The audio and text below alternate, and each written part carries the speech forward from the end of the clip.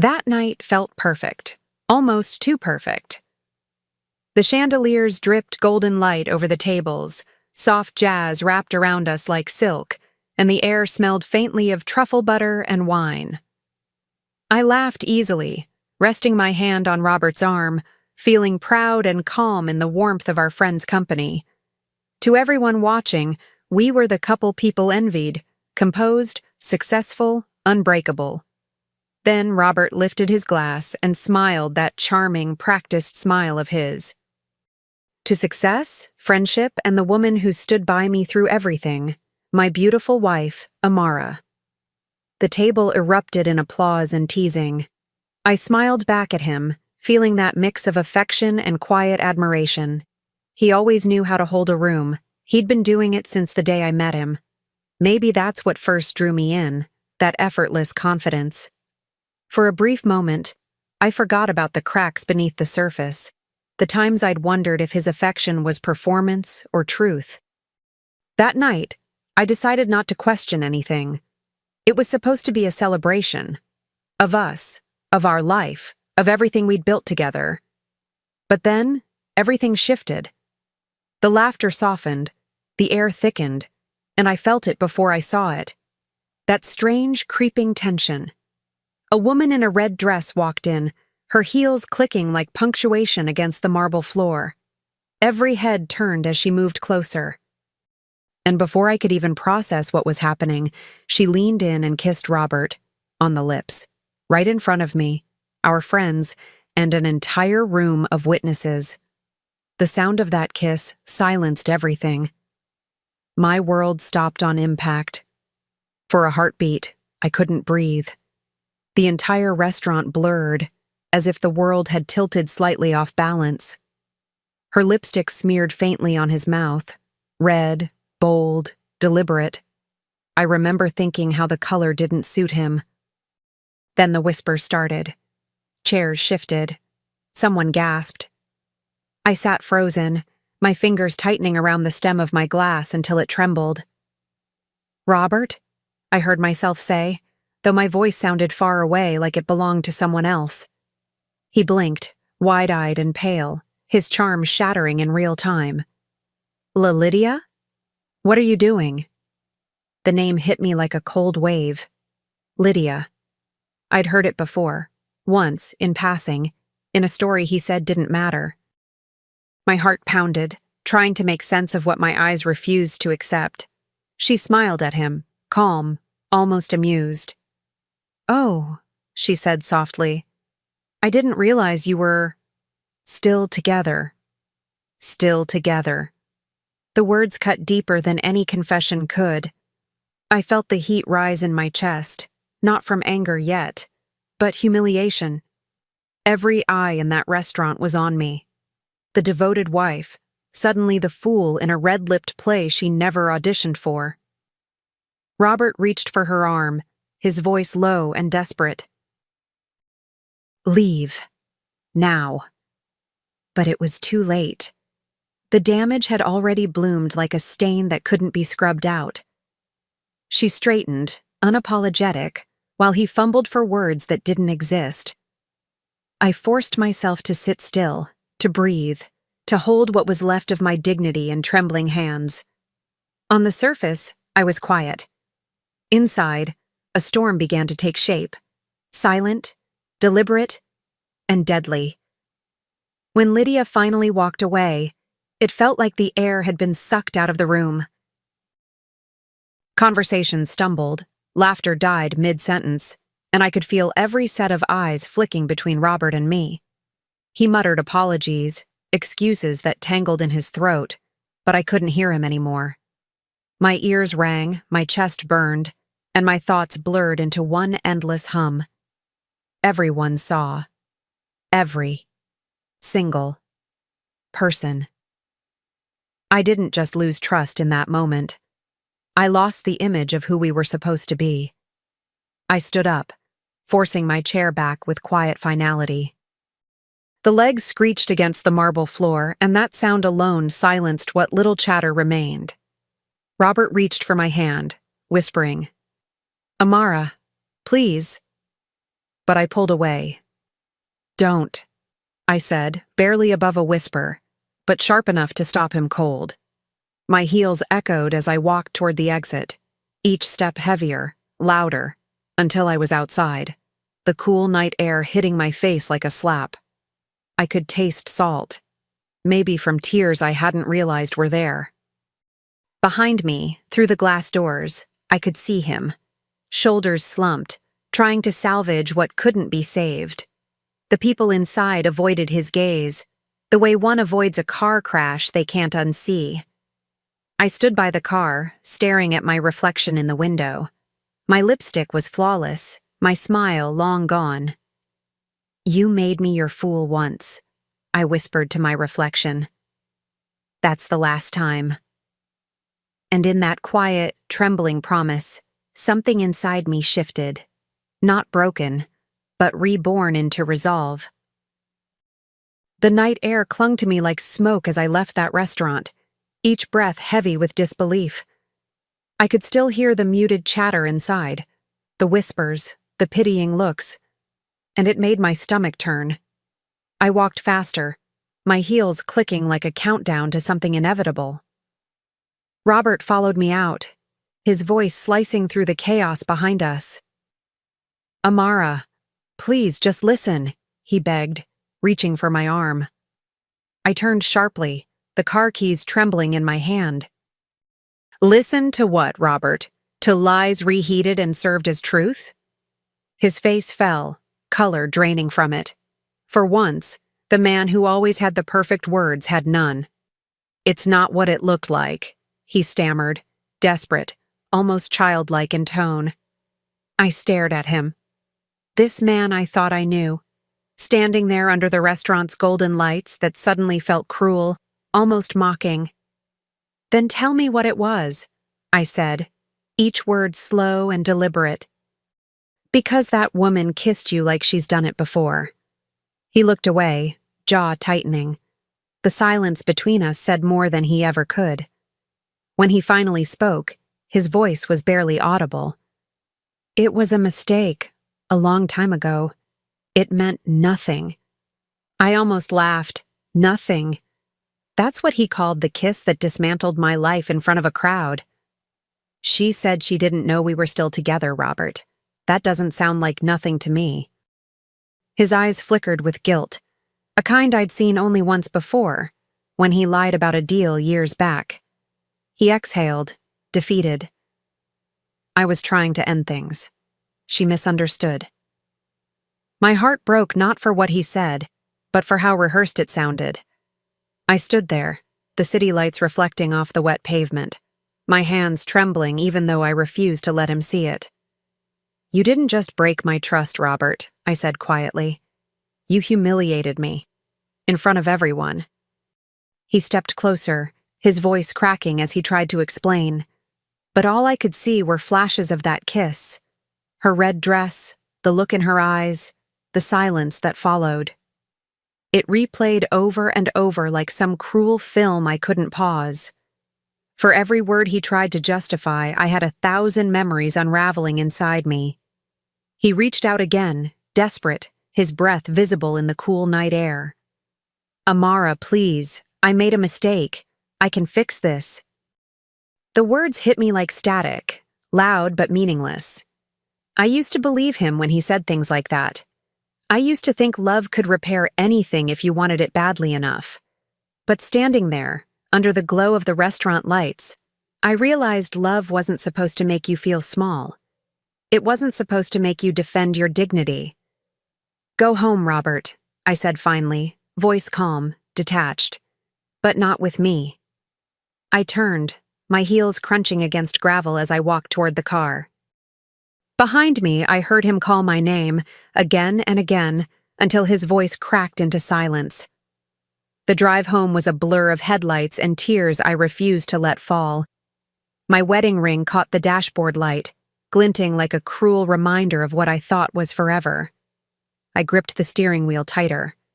That night, I didn't cry. I didn't scream. I simply drove, straight into the beginning of the end. When I finally parked in our driveway, the house looked different. colder, emptier. It was strange how betrayal could alter everything, even the color of the walls. I sat there for a long time, engine humming softly, my reflection staring back at me from the rearview mirror. My mascara had smudged, but I didn't care. What haunted me most wasn't the kiss itself. It was the ease with which he lied afterward, as if deception had become second nature. I thought of every late meeting, every vague explanation, every night he said he was too tired to talk. The puzzle pieces began to fit. Inside, the scent of his cologne still lingered, warm, musky, familiar. I stood in the middle of our living room, surrounded by framed photos of smiles that suddenly felt staged. I touched one, the two of us on vacation, sunburned and laughing, and I felt something twist inside me. It wasn't pain anymore. It was resolve. The kind that sits quietly in your chest, waiting.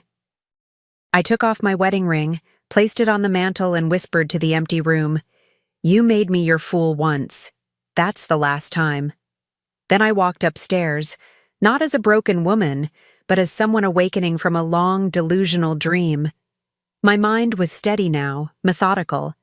I wasn't going to shout or throw things or beg for answers. No, I'd get them my way, carefully, quietly, and completely. As I lay in bed staring at the ceiling, I realized something simple and terrifying. The game had already begun. He just didn't know it yet. The next morning, I woke up before sunrise.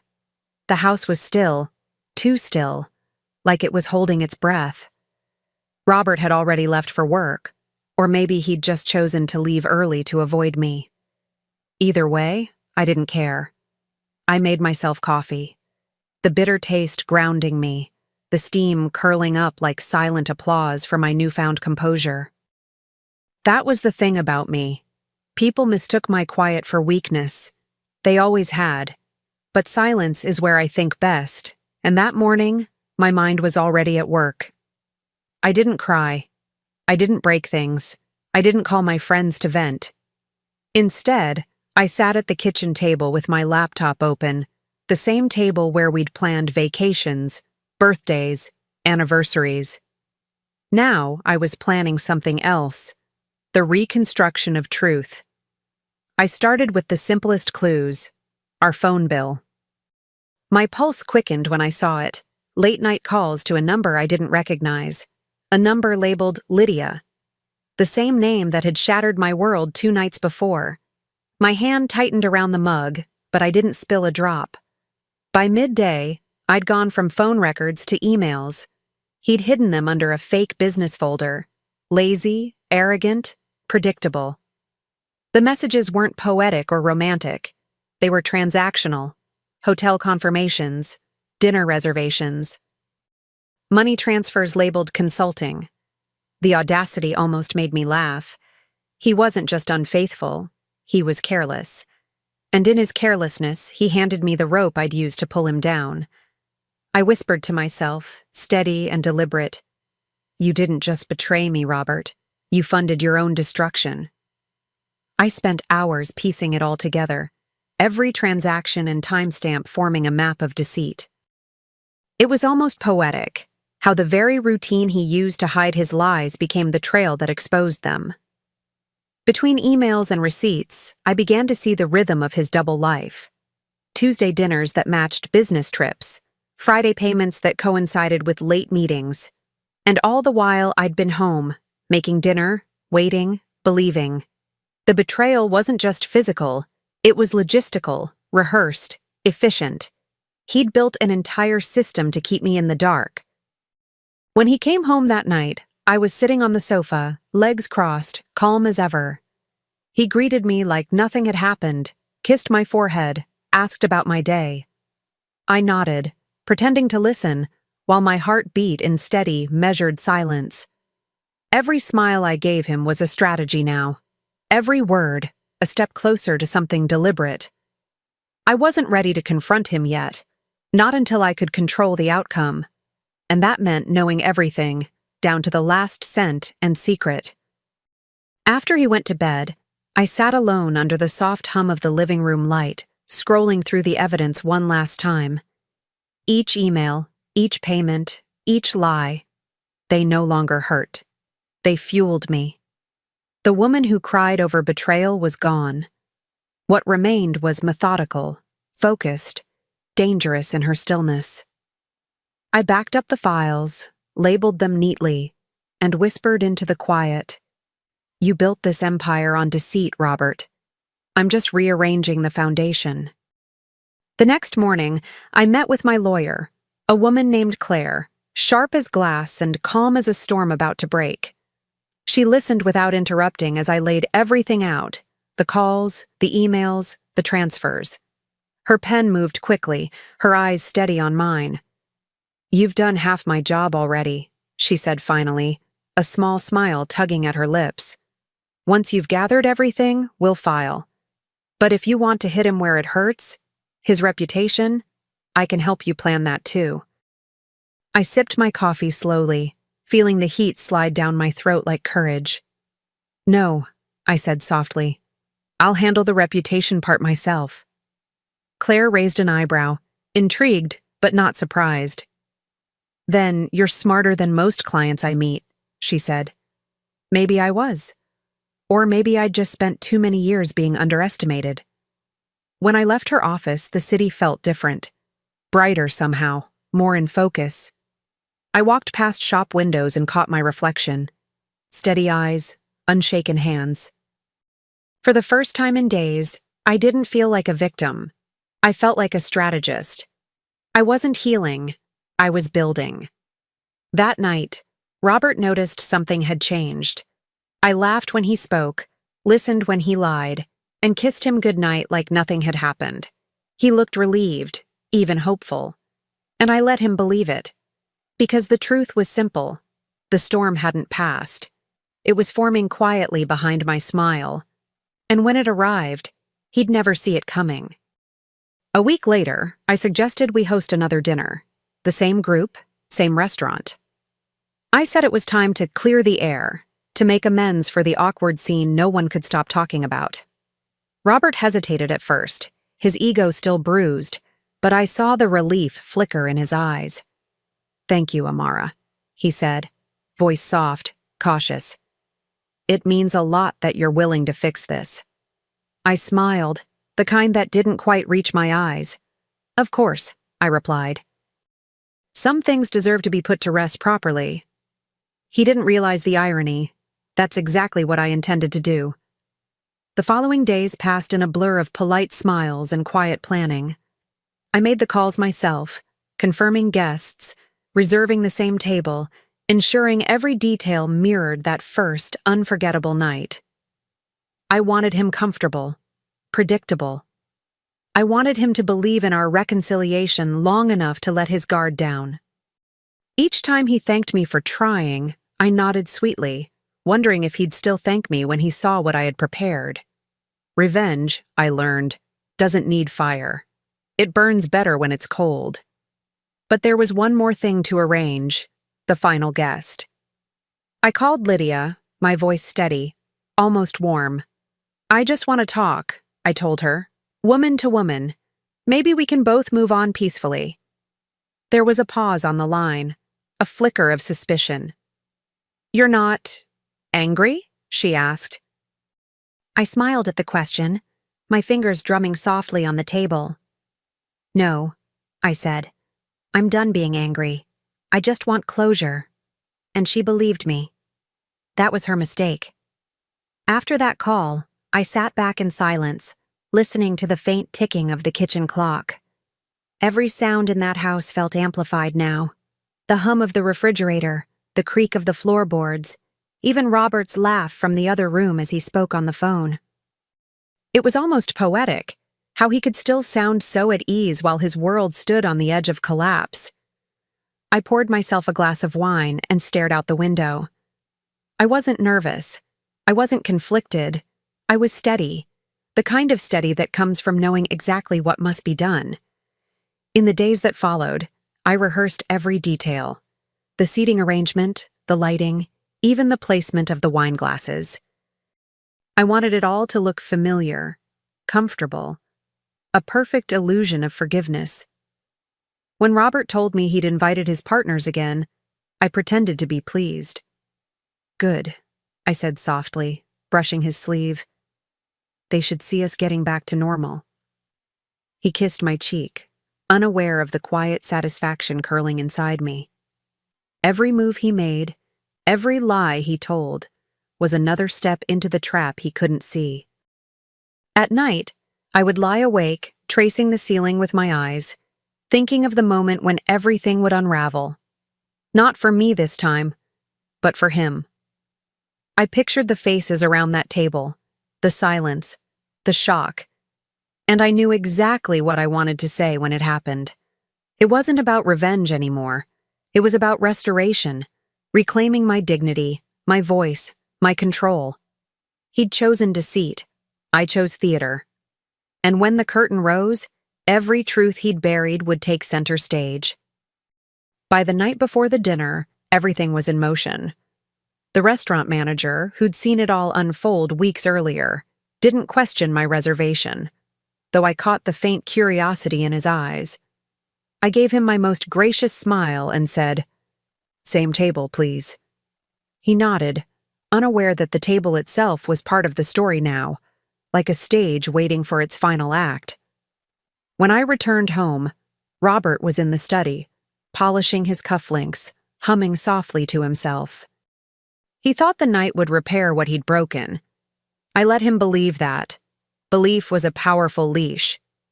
Lydia, on the other hand, sent one final message confirming she'd come. "I think it's brave of you to reach out," she wrote. I stared at the text for a moment, then typed back. "Bravery looks different for everyone." She had no idea how true that was. There was no anger left in me, only precision, a sense of purpose that felt almost holy. My revenge wasn't about rage, it was about balance. The universe had tilted once. I was simply correcting it. That night, as I laid out my dress, the same elegant black one I wore at the first dinner, I caught my reflection in the mirror. My expression was calm, almost serene. I thought about the woman I'd been weeks ago, trusting, patient, endlessly forgiving. She was gone. What remained was someone sharper, quieter, and infinitely stronger. Tomorrow night, I would end the story Robert had written for me, and start my own. The night of the dinner arrived wrapped in a strange stillness, the kind that settles before a storm. I got ready slowly, deliberately, choosing the same perfume Robert once said reminded him of home. Tonight, it would remind him of consequence. When I looked in the mirror, I didn't see the wounded wife anymore. I saw a woman about to deliver her final line, one measured, rehearsed, and earned. By the time we reached the restaurant, my pulse was steady. The chandeliers still cast their golden glow, the same as before, but tonight, they didn't soften me. They illuminated the battlefield. Robert looked nervous, though he tried to hide it behind his smile. He greeted our friends, shook hands, and ordered the same wine, hoping routine would restore what was already gone. I played my part flawlessly, warm, composed, attentive. I even laughed at his jokes. Across the table, our friends seemed relieved, their eyes darting between us with cautious optimism. They wanted a happy ending, something to reassure them that love could survive public humiliation. I let them have that illusion. For now.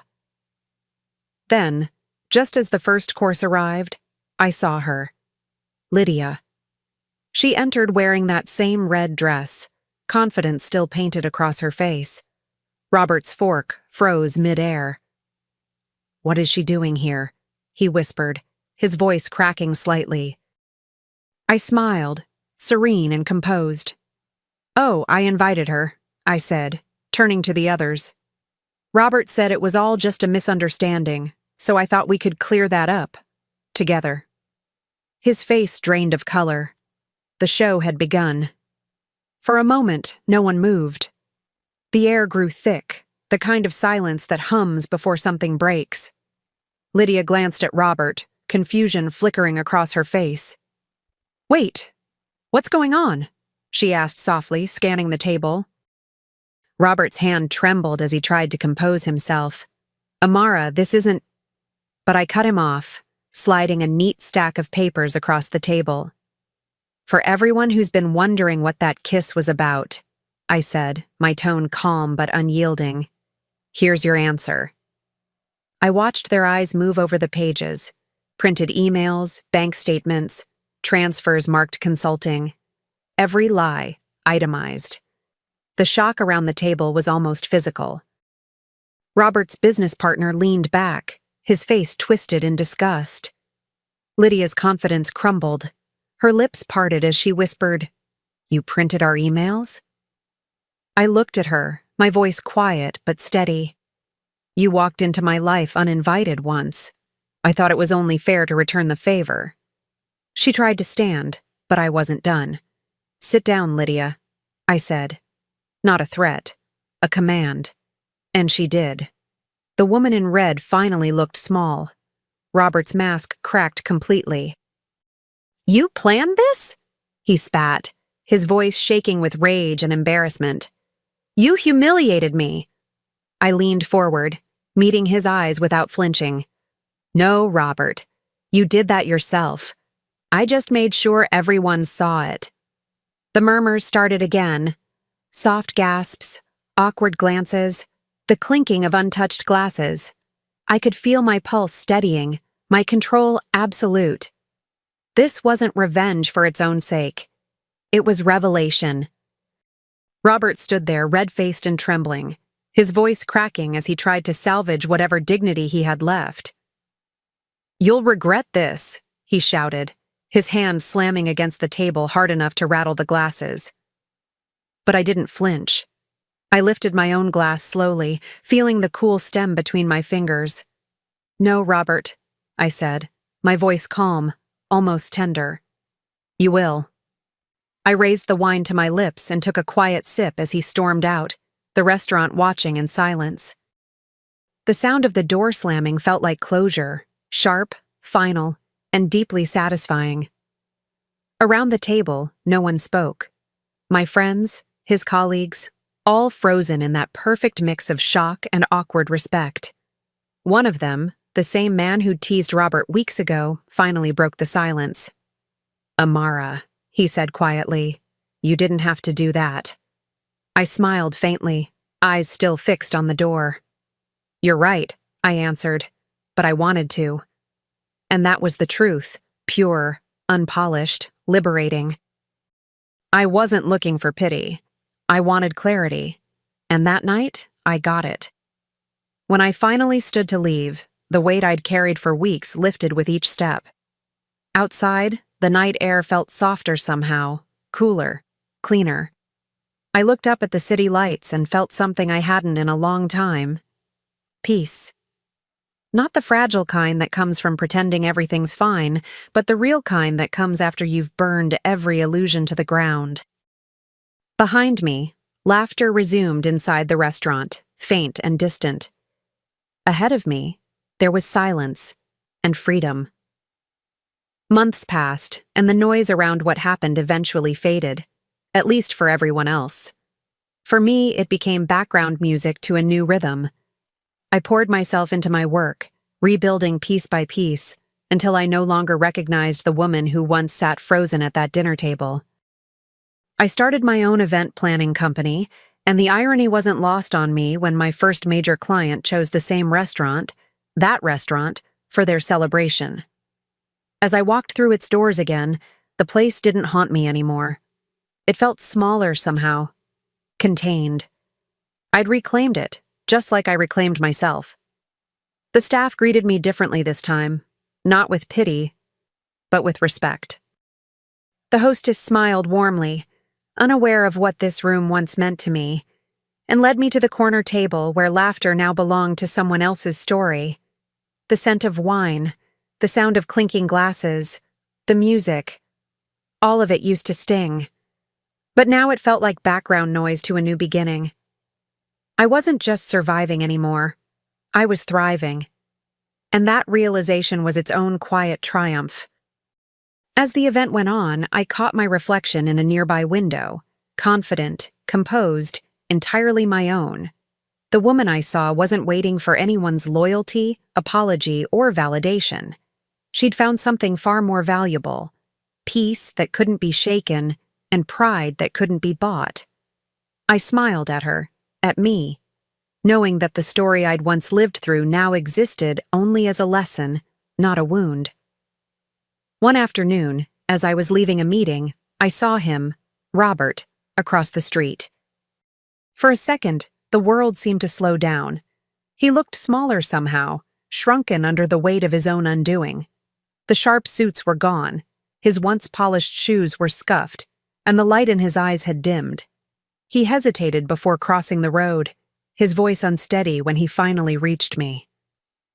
"Amara," he said, almost whispering. "I lost everything." I didn't answer at first. I just looked at him, really looked at him, and realized I felt nothing. Not anger, not longing. Just peace. "I made a mistake," he said.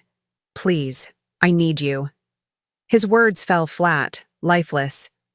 I shook my head slowly, my voice soft but certain. "Mistakes are accidents, Robert. You made choices." He blinked, speechless, as if he'd never considered that distinction before. The silence between us was thick, full of everything he'd taken for granted, and everything I'd reclaimed. He tried again, almost pleading. "I just want another chance." I smiled, not cruelly, but with the kind of compassion that comes only after closure. "You had one," I said gently, "the night you kissed your career goodbye." For a long moment we stood there, two strangers connected only by what used to be. Then I stepped aside, letting him pass. The city swallowed him up, just another man lost in the crowd. I turned toward the sunlight, feeling the warmth touch my face, and for the first time in years, I felt completely free. That evening, I met friends for dinner, laughter spilling across the table, wine glasses catching the golden light, the sound of joy filling every corner of the room. It struck me how different the same setting could feel once you've reclaimed your power. The clinking of glass, the smell of roasted herbs, the hum of soft conversation. All of it was mine now, untainted, unburdened. I caught myself smiling, not out of pride or revenge, but out of deep, grounded peace.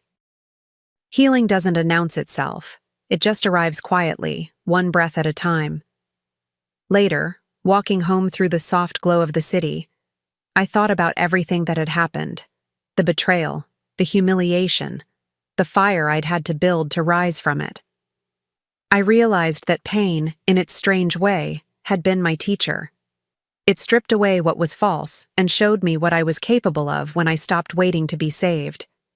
I didn't need Robert's apology or anyone's approval. My freedom wasn't something he could take or give. It was mine all along. I'd just forgotten how to claim it.